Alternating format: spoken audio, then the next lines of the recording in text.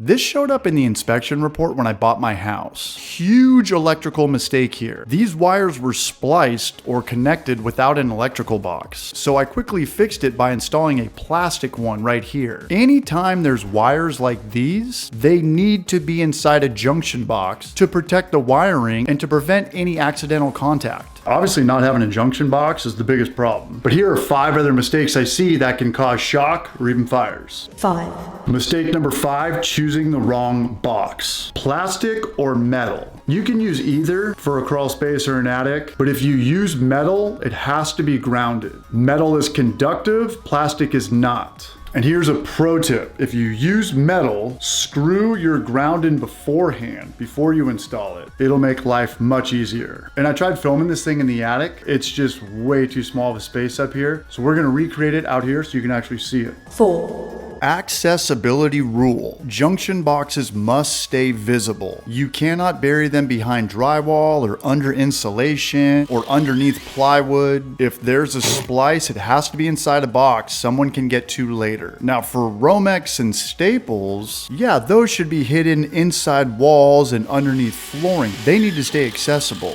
And here's a good rule of thumb. Now if this is inside your house and not a crawl space or an attic, don't just leave a blank junction box, turn it into an outlet instead. That way it's actually useful. 3.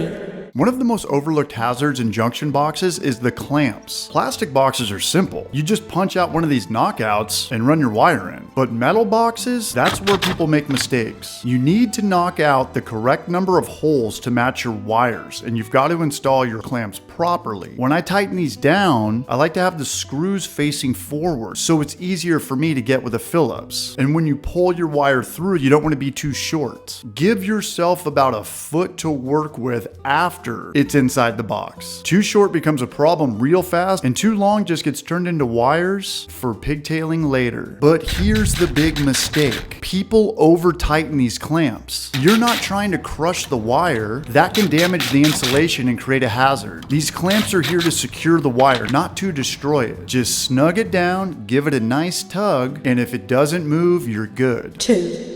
Here's mistake number 2 that causes junction boxes to fail. When you're stripping your wire, do not cut the sheathing too short. You need about a 1/2 inch of that outer jacket inside the box. The clamp should grab the yellow sheathing, not the individual wires. If it's clamping the wires, you are creating a fire hazard. And before we get to number 1, here's a couple of quick tips that'll save you some time and, more importantly, some headaches. If you knock out too many holes in a junction box, don't worry. Grab these plugs right here. Super easy fix. They're cheap and you just push them in. And when it comes to wire nuts, get the winged ones. They make twisting by hand much easier. Or if you really want to level up, grab one of these wire twisting bits. I use this thing all the time, especially when I'm in tight places. It makes splicing wires a breeze. All right, now let's get to the number 1 mistake that I see. 1.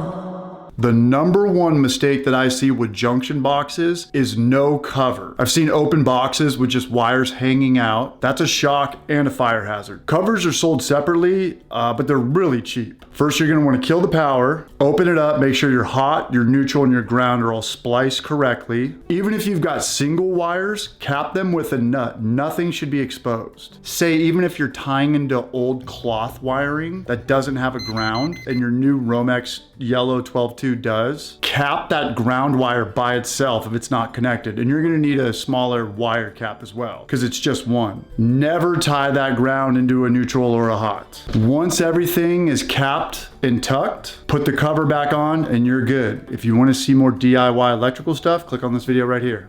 You're a Barrage.